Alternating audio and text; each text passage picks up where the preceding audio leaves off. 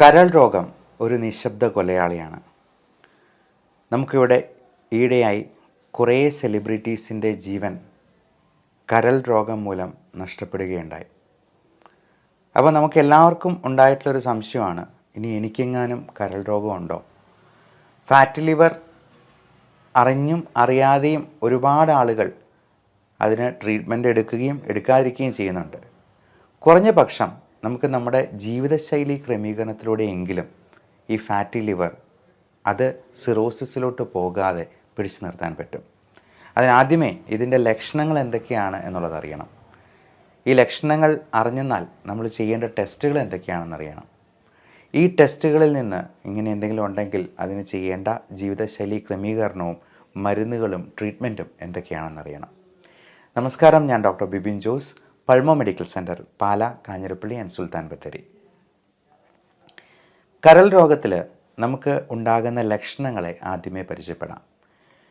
ഏറ്റവും കോമൺ ആയിട്ട് കാണുന്നത് സെൻട്രൽ ഒബീസിറ്റി എന്ന് പറയുന്ന വയറിൻ്റെ ഭാഗത്ത് കൊഴുപ്പ് കൂടുതൽ അടങ്ങിയിട്ടുള്ളൊരു സംഗതിയാണ്. അതോടൊപ്പം തന്നെ കൈകാലുകൾ ശോഷിച്ചു പോവുക, മസിൽ വേസ്റ്റേജ് ഉണ്ടാകുക. ഈ വേസ്റ്റേജ് എന്ന് പറഞ്ഞാൽ നമുക്ക് ശോഷിച്ച് നിൽക്കുന്ന കൈകാലുകൾ, നല്ല വീർത്തുള്ള വയറ്, ചില പുരുഷന്മാർക്കൊക്കെ ആണെങ്കിൽ സ്തനങ്ങൾ ഉണ്ടാകുന്നത് പോലെ, അല്ലെങ്കിൽ മെയിൽ ബ്രസ്റ്റ് എന്ന് പറയുന്ന സംഗതി കുറച്ച് കൂടുതലായിട്ടുണ്ടാവുക. അതേപോലെ കഴുത്തിന് ചുറ്റും ചെറിയ കറുപ്പ് കരിവാളിപ്പ് നിറം ഉണ്ടാവുക. അത് കൊച്ചു കുട്ടികൾക്ക് പോലും ഫാറ്റി ലിവർ ഉണ്ടെന്നുള്ളതാണ് നമ്മളെ ഞെട്ടിപ്പിക്കുന്ന ഒരു വസ്തുത.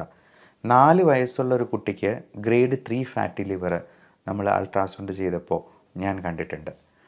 അപ്പോൾ വണ്ണം വെച്ച് വരുന്ന പ്രവണത അത് ഈ ഫാസ്റ്റ് ഫുഡ് സംസ്കാരം കൊണ്ടും നമ്മൾ ഒത്തിരി മധുരം കാർബോഹൈഡ്രേറ്റൊക്കെ കഴിക്കുന്നത് കൊണ്ടും ചെറിയ രീതിയിലാണെങ്കിൽ പോലും മദ്യം കഴിക്കുന്നതും ഒക്കെ വളരെയധികം നമ്മുടെ കരളിനെ ദോഷം ചെയ്യുന്നുണ്ട്. നമ്മൾ വിചാരിക്കും നമുക്ക് വലിയ വണ്ണമൊന്നുമില്ല, നമ്മൾ വലുതായിട്ടൊന്നും മദ്യം കഴിക്കുന്നില്ല എന്ന്.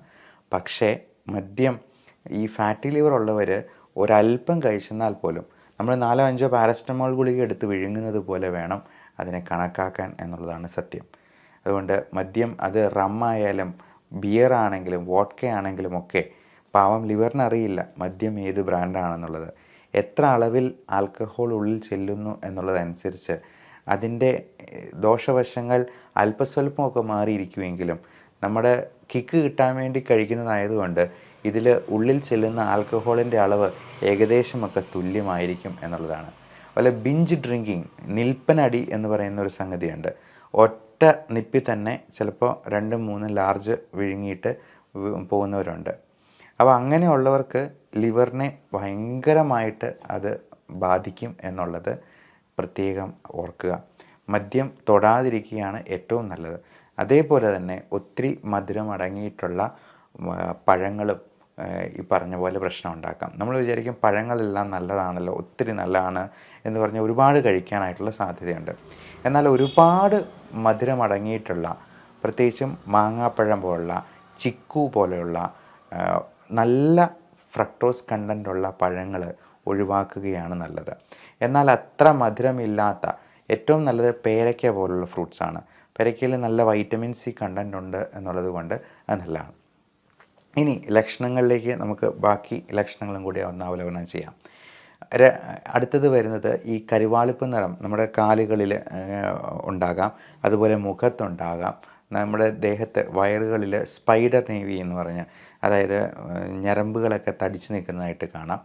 ഇനി വയറ്റിൽ നിന്ന് പോകുമ്പോൾ ചിലപ്പോൾ കോൺസ്റ്റിപ്പേഷനും ഗ്യാസ്ട്രൈറ്റിസും പ്രശ്നങ്ങളുമൊക്കെ ഈ കൂട്ടർക്കുണ്ടാകാൻ സാധ്യത കൂടുതലാണ്. ഫാറ്റി ലിവറിൻ്റെ ഭാഗമായിട്ട് ഈ എപ്പോഴും ഓക്കാനം വരിക, ഛർദ്ദിക്കാൻ തോന്നുക, ഛർദി ഉണ്ടാവുക, പിന്നെ വിളർച്ച ഉണ്ടാവുക, അമിതമായ ക്ഷീണമുണ്ടാവുക, ഒരുപാട് ദാഹം ഉണ്ടാകും, പക്ഷേ വെള്ളം കുടിച്ചെന്നാൽ പോലും ഛർദ്ദിക്കുന്ന ഒരവസ്ഥ ഉണ്ടാവുക. അപ്പോൾ ഇതൊക്കെ ബിലിറൂബിൻ കണ്ടൻറ്റ് കൂടുതലാവുമ്പോഴത്തേക്കും കാണുന്ന ലക്ഷണങ്ങളാണ്. അപ്പോൾ ഇങ്ങനെയുള്ള എന്തെങ്കിലും ലക്ഷണങ്ങളുണ്ടെങ്കിൽ നമ്മളൊരു ബ്ലഡ് ടെസ്റ്റ് ചെയ്യുക, ലിവർ ഫങ്ഷൻ ടെസ്റ്റ് ചെയ്യുക. അതിൽ തന്നെ ലിവർ എൻസൈംസ് ആയിട്ടുള്ള SGOT, SGPT. ഇപ്പോൾ ഫാറ്റി ലിവറിലൊക്കെ SGPT മാത്രമായിട്ട് 3 times എലവേറ്റഡ് ആയിട്ട് കാണാറുണ്ട്. അതായത് ഒരു 100-ന് മുകളിലൊക്കെ SGPT കൂടുതലുണ്ടെങ്കിൽ ഫാറ്റി ലിവർ നമ്മൾ ന്യായമായും സംശയിക്കണം. അതോടൊപ്പം വൈറൽ ഹെപ്പറ്റൈറ്റിസ് എന്ന് പറയുന്നത് വളരെ കോമൺ ആയിട്ട് നമ്മുടെ നാട്ടിൽ കാണുന്നുണ്ട്. പ്രത്യേകിച്ചും ജലത്തിലൂടെ പകരുന്ന ഹെപ്പറ്റൈറ്റിസ് എ. അതേസമയം ഹെപ്പറ്റൈറ്റിസ് ബിയും സിയും ഒക്കെ ബോഡി സെക്രീഷൻസിലൂടെ പകരുന്നതാണ്. അതായത് ബ്ലഡ്, രക്തം പോലെയുള്ള അൺപ്രൊട്ടക്റ്റഡ് സെക്സിലൂടെ വേണമെങ്കിലും പകരാവുന്ന ഹെപ്പറ്റൈറ്റിസ് ആണ് ബിയും സിയും ഒക്കെ. അപ്പോൾ അതിൻ്റെ ആൻറ്റിജൻ ടെസ്റ്റും കൂടി നമ്മൾ ഇതിൻ്റെ കൂടൊപ്പം ചെയ്യുന്നത് നന്നായിരിക്കും. അതോടൊപ്പം അത്യാവശ്യമായിട്ട് ചെയ്യേണ്ട ഒന്നാണ് അൾട്രാസൗണ്ട് അബ്ഡമൻ. ഈ USG സ്കാനിൽ ഫാറ്റി ലിവറിൻ്റെ ഗ്രേഡിങ് നമുക്ക് ഏകദേശം മനസ്സിലാക്കാൻ പറ്റും. അപ്പോൾ ഗ്രേഡ് 1, 2, 3 അതിൻ്റെ അടുത്ത സ്റ്റേജാണ് ലിവർ സിറോസിസ് എന്ന് പറയുന്നത്. ഈ സിറോസിസും പിന്നീട് കൂടുതലായിട്ട് പ്രോഗ്രസ് ചെയ്ത് കഴിയുമ്പോഴത്തേക്കും അത് ഒരു ക്യാൻസർ രൂപത്തിലേക്ക് മാറുകയാണ്. HCC എന്ന് പറയുന്ന ഹെപ്പാറ്റോ സെല്ലുലാർ കാർസിനോമ എന്നൊരു അവസ്ഥയിലേക്ക്. ഈ ഫാറ്റി ലിവറിൽ സംഭവിക്കുന്നത് നമ്മുടെ ലിവറിൻ്റെ കോശങ്ങളെല്ലാം ഉണങ്ങി അത് ചുരുങ്ങിപ്പോവുകയാണ്. ഇപ്പോൾ ഒരു തേങ്ങ ഉണങ്ങിപ്പോകുന്നത് പോലെ, നല്ല ഹെൽത്തി ആയിട്ടുള്ള തേങ്ങ ഉണങ്ങിപ്പോകുമ്പോൾ എന്താ സംഭവിക്കുക? അത് ചുരുങ്ങി അങ്ങ് പോകും. ഇതേപോലെ അതിൻ്റെ ജലാംശമൊക്കെ നഷ്ടപ്പെട്ട് ഒരു ഫൈബ്രസ് സ്കാറിങ് എന്നുള്ളൊരു സ്റ്റേജിലോട്ട് പോകുന്നതിനെയാണ് ലിവർ സിറോസിസ് കൊണ്ട് ഉദ്ദേശിക്കുന്നത്. ഇതുപോലെ തന്നെ ശ്വാസകോശത്തിനും ലങ് ഫൈബ്രോസിസ് ഉണ്ടാകാറുണ്ട്. അത് പലതരത്തിലുള്ള ഇൻഫെക്റ്റീവ് ഇൻസൾട്ട്സ്, കോവിഡ് പോലുള്ള ഇൻഫെക്ഷൻസ്, TBയോ ന്യൂമോണിയോ ഒക്കെ ഉണ്ടാകുന്നതുകൊണ്ട് ശ്വാസകോശവും ചുരുങ്ങിപ്പോകാറുണ്ട്. ഈ ലിവർ സിറോസിസ് അല്ലെങ്കിൽ ലിവർ ഡിസീസ് ഉള്ളവർക്ക് പ്രതിരോധ ശക്തി വളരെ കുറവായതുകൊണ്ട് വളരെ പെട്ടെന്ന് തന്നെ ഇൻഫെക്ഷൻസ് കയറി പിടിക്കാനുള്ള സാധ്യതയുണ്ട്. അതിലേറ്റവും പ്രധാനം റെസ്പിറേറ്ററി ഇൻഫെക്ഷൻസ് തന്നെയാണ്. പലപ്പോഴും ഇങ്ങനെയുള്ള ഇൻഫെക്ഷൻസ് വന്ന് ഹോസ്പിറ്റലിൽ അഡ്മിറ്റ് ആകുമ്പോഴാണ് ലിവർ ഫെയിലിയറിലോട്ട് പോകുന്നു എന്നുള്ളൊരു ഐഡിയ അല്ലെങ്കിൽ അങ്ങനെ ഒരു പിക്ചർ രോഗിക്ക് പോലും കിട്ടുക. അത് ബ്ലഡ് ടെസ്റ്റ് അല്ലാതെ നമ്മൾ ആരും ചെയ്യുന്നില്ല. അതുകൊണ്ട് തന്നെയാണ് ഇതൊരു നിശബ്ദനായ കൊലയാളിയാണ് എന്ന് പറയുന്നത്. അവന് ഒരു പ്രശ്നം ഉണ്ടാക്കാതെ ചിലപ്പോൾ നിന്നേക്കും. അപ്പം നടക്കുമ്പോഴൊക്കെയുള്ള ചെറിയ കിതപ്പും ശ്വാസം മുട്ടലും ഒന്നും അവർ ശ്രദ്ധിച്ചില്ല എന്ന് വരും. ഈ ലിവർ സിറോസിസ് ഉള്ള സ്റ്റേജിൽ നമ്മുടെ മെറ്റബോളിക് ഇംബാലൻസ് മൂലം സോഡിയം, പൊട്ടാസ്യം ഇതിൻ്റെ അളവുകളൊക്കെ ഒരുപാട് ഇങ്ങനെ ഡീറേഞ്ച്ഡ് ആയി പോകും. അപ്പം അങ്ങനെ സോഡിയം, പൊട്ടാസ്യം ഒക്കെ മാറിപ്പോകുന്നതുകൊണ്ട് ഒത്തിരി ക്ഷീണവും തളർച്ചയൊക്കെ ഉണ്ടാകും. അപ്പം ചിലപ്പം ആൾക്കാരത് ശ്രദ്ധിക്കാതെ മുമ്പോട്ട് പോയേക്കാം. അതുകൊണ്ട് വർഷത്തിലൊരിക്കലെങ്കിലും സോഡിയം, പൊട്ടാസ്യം, കാൽഷ്യം, മഗ്നീഷ്യം ഇങ്ങനെയുള്ള ലവണ പദാർത്ഥങ്ങളുടെ അളവുകൾ ഒന്ന് ഇവാലുവേറ്റ് ചെയ്യുന്നത് തീർച്ചയായിട്ടും നന്നായിരിക്കും. അതേപോലെ ഇൻഫെക്ഷൻസ് ഉണ്ടാകാതിരിക്കാനുള്ള എല്ലാ മുൻകരുതലുകളും നമ്മൾ സ്വീകരിക്കുക. നേരത്തെ പറഞ്ഞ ഹെപ്പറ്റൈറ്റിസ് ബിയുടെ വാക്സിനേഷൻ ആരോഗ്യപ്രവർത്തകർക്ക് എല്ലാവർക്കും കൊടുക്കുന്നതാണ്. അതേപോലെ തന്നെ ഇൻഫ്ലുവൻസ വാക്സിനേഷൻ എടുക്കുന്നത് നമുക്ക് വിട്ടുവിട്ടിങ്ങനെ വൈറൽ പനികൾ ഉണ്ടാകാനായിട്ട് ഏറ്റവും പ്രധാനപ്പെട്ട കാരണക്കാരനാണ് H1N1 ഉണ്ടാക്കുന്ന സ്വൈൻ ഫ്ലൂ അല്ലെങ്കിൽ H3N2 എന്ന് പറയുന്നത്. ഇതെല്ലാം ഇൻഫ്ലുവൻസ വൈറസിൻ്റെ പല വകഭേദങ്ങളാണ്. അപ്പോൾ ഈ ഇൻഫ്ലുവൻസ വാക്സിനേഷൻ എടുത്തുന്നാൽ തന്നെ നമുക്കൊരു 60-70% ഈ വൈറൽ പനികൾ നമുക്ക് ഒഴിവാക്കാനോ പ്രിവെൻറ്റ് ചെയ്യാൻ പറ്റുമെന്നുള്ളതാണ്. അതുകൊണ്ട് തന്നെ പ്രായമായവർക്കും കൊച്ചുകുട്ടികൾക്കുമൊക്കെ ഇപ്പോൾ നിർബന്ധമായിട്ടും അത് എടുക്കാനായിട്ടാണ് ഗവൺമെൻറ് തന്നെ നിർദ്ദേശിച്ചിട്ടുള്ളത്. അതേപോലെ തന്നെ ഗർഭിണികൾക്കും അവരുടെ സെക്കൻഡ് ട്രൈമസ്റ്ററിന് മുമ്പായിട്ട് നമ്മൾ ഈ ഇൻഫ്ലുവൻസ വാക്സിനേഷൻ കൊടുക്കാനായിട്ട് പ്രത്യേകം നിർദ്ദേശിക്കാറുണ്ട്. കാര്യം ഇത്തരത്തിലുള്ള ആൾക്കാർക്കാണ് H1N1 പോലുള്ള സ്വൈൻ ഫ്ലൂവും ഇൻഫ്ലുവൻസ ഇൻഫെക്ഷൻസും ഒക്കെ കൂടുതൽ മാരകമായി തീരുന്നത്. അതുപോലെ തന്നെ നമ്മൾ ഇൻഫെക്ഷൻസ് വന്നെന്നാലും അതുപോലെ എന്തെങ്കിലും വേദനകളുണ്ടെങ്കിലുമൊക്കെ വേദന സംഹാരികളും ആൻറ്റിബയോട്ടിക്കുമൊക്കെ കഴിക്കുന്നത് ഡോക്ടറുടെ നിർദ്ദേശപ്രകാരം മാത്രമായിരിക്കാനായിട്ട് പ്രത്യേകം ഓർക്കുക. നമ്മൾ പലപ്പോഴും കഷായം ശരീരം നന്നാവാനായിട്ട് ആയുർവേദ ലേബലിൽ വരുന്ന പല മരുന്നുകളും കഴിക്കാറുണ്ട്. ഒരു ഡോക്ടറുടെ നിർദ്ദേശപ്രകാരമല്ലാതെ കഴിവതും മരുന്നുകൾ ഉപയോഗിക്കാതിരിക്കുക. അതുപോലെ ഷുഗർ കുറയാനായിട്ട് ഇരുമ്പൻ പുളി കഴിക്കുക. അതുപോലെ പല സസ്യങ്ങളും നമ്മൾ കുഴപ്പമില്ല എന്ന് വിചാരിച്ച് കഴിക്കുന്ന പല സാധനങ്ങളും ചിലപ്പോൾ നമുക്ക് അപകടങ്ങളുണ്ടായേക്കാം. എന്ത് സംഭവമാണെങ്കിലും എഫക്റ്റുള്ള എന്തിനും സൈഡ് എഫക്റ്റും ഉണ്ട് എന്നുള്ള പരമാർത്ഥം നമ്മൾ മനസ്സിലാക്കിയിരിക്കണം. പച്ചവെള്ളമാണെങ്കിലും അതിനൊരു ഡോസേജ് ഉണ്ട്. ഇപ്പോൾ ലിവറിന് പ്രശ്നമുള്ള ആൾക്കാർ ഒരു 3-4 ലിറ്ററോ ഒരു വാശിക്ക് ഒരുമിച്ച് അങ്ങ് കുടിച്ചെന്നാൽ അത് അവരുടെ ശ്വാസകോശത്തിൽ വെള്ളം കെട്ടി നിൽക്കാനും അത് പെട്ടെന്നൊരു പൾമണറി അറസ്റ്റിലോട്ട് പോകാനും പോലും സാധ്യതയുണ്ടെന്നുള്ളതാണ്. അതുകൊണ്ട് പച്ചവെള്ളമാണെങ്കിലും അതിനൊരു ഡോസേജ് ഉണ്ട്, അതിനൊരു കണക്കുണ്ട്. അതിൽ കൂടുതലായെന്നാൽ അതും ചിലപ്പോൾ നമുക്ക് സൈഡ് എഫക്റ്റ് ഉണ്ടാക്കുമെന്നുള്ളതാണ്. അതേപോലെ പ്രകൃതിയിൽ നിന്ന് കിട്ടുന്നതിന് ഒന്നിനും സൈഡ് എഫക്റ്റ് ഇല്ല എന്നുള്ളതാണ് നമ്മുടെയൊക്കെ ഒരു തെറ്റിദ്ധാരണ. മദ്യവും പ്രകൃതിയിൽ നിന്നുള്ള പഴങ്ങളും ഒക്കെ വാറ്റിയെടുക്കുന്നതാണ് സ്കോച്ച് വിസ്കി എന്ന് പറയുന്ന സംഗതി. അതുപോലെ കഞ്ചാവ് പ്രകൃതിയിൽ നിന്ന് നേരിട്ട് കിട്ടുന്നതാണ്. അതേപോലെ പുകയില, ഒതളങ്ങ എന്ന് പറയുന്ന ഒരു വിഷക്കായുണ്ട്. അപ്പോൾ ഇതിനൊക്കെ സൈഡ് എഫക്റ്റ് ഉണ്ടെന്നുള്ളത് നമുക്ക് വ്യക്തമായിട്ട് അറിയാവുന്നതാണ്. എന്നാലും നമുക്ക് ആയുർവേദ ലേബലിൽ കിട്ടുന്നത് എന്തും വളരെ കുഴപ്പമില്ലാതെ ഉപയോഗിക്കാം എന്നൊരു തെറ്റിദ്ധാരണ നമുക്കുണ്ട്. ആയുർവേദം നല്ലതാണ്. നല്ല ജീവിതശൈലി പിന്തുടരാനായിട്ട് നമ്മുടെ പ്രകൃതി ജീവനവും ആയുർവേദവും ഒക്കെ അതിന് നമ്മുടെ യോഗിചര്യന്മാരുടെ അവരുടെ അറിവും കാര്യങ്ങളും ഒക്കെ ഇതിനകത്ത് അടങ്ങിയിട്ടുണ്ട്.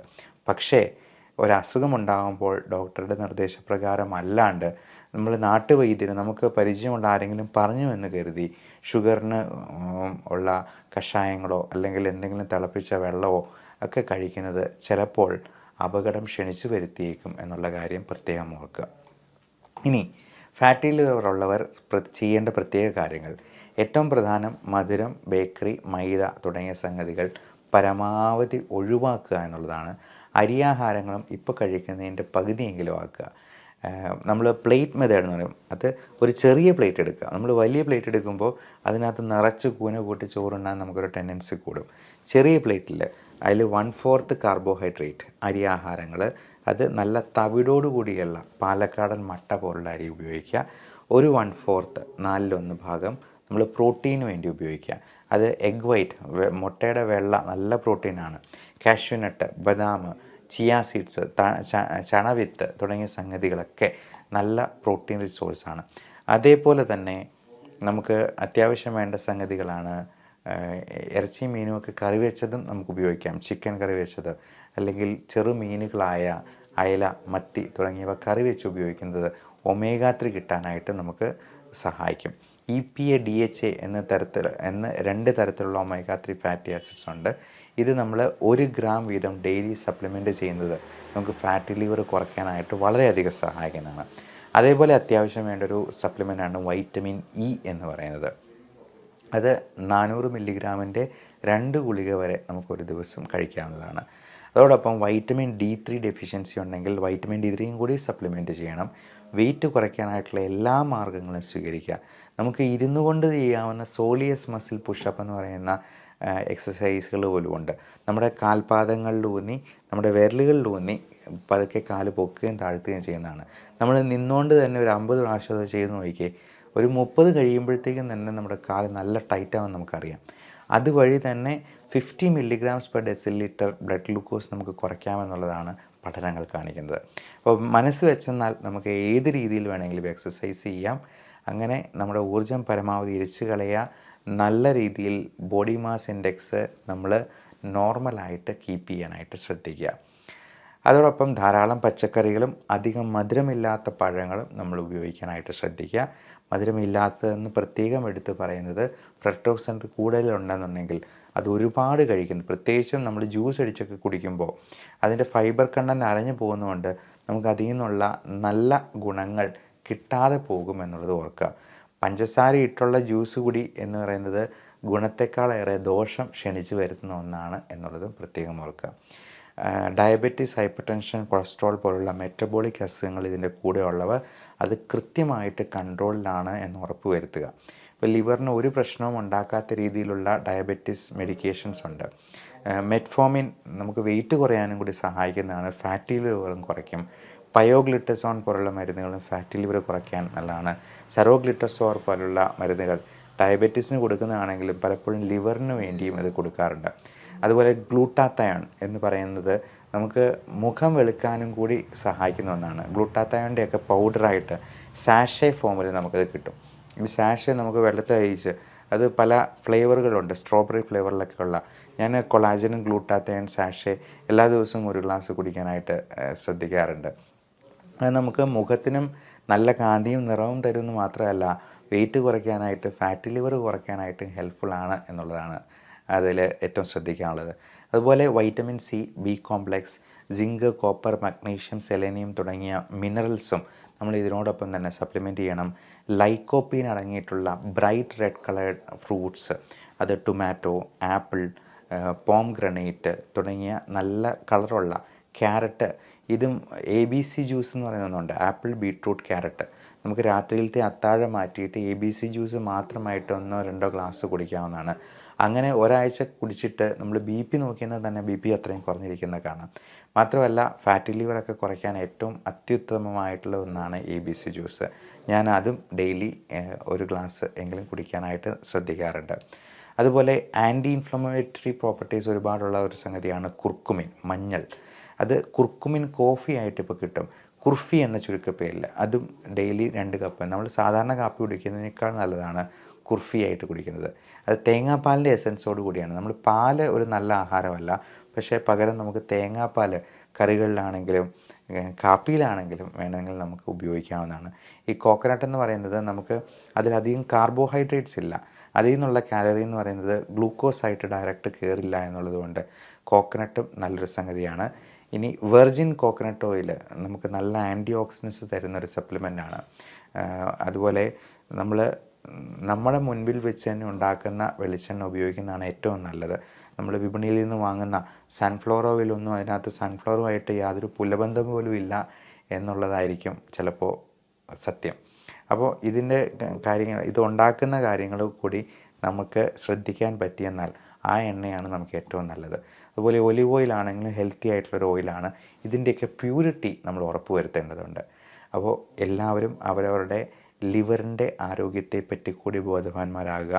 ഈ fatty liver, diabetes, hyper tension, cholesterol അതിൻ്റെ കൂടെ വരുന്ന ഒരു പാക്കേജ് പോലെയാണ് ഹാർട്ട് അറ്റാക്ക്, സ്ട്രോക്ക്, മറ്റ് കാർഡിയോ പൾമണറി അറസ്റ്റ് ഒക്കെ വരുന്നത്.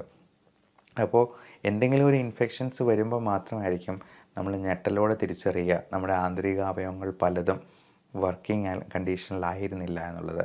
അങ്ങനെ ഒരു സ്ഥിതി വരാതിരിക്കട്ടെ. എല്ലാവർക്കും നല്ല ആയുസ്സും ആരോഗ്യവും ഉണ്ടാകട്ടെ എന്ന് പ്രാർത്ഥിച്ചുകൊണ്ട് love and regards, doctor Bipin Jose, pulmo medical centre, Pala, Kanjirappally and Sultan Bathery.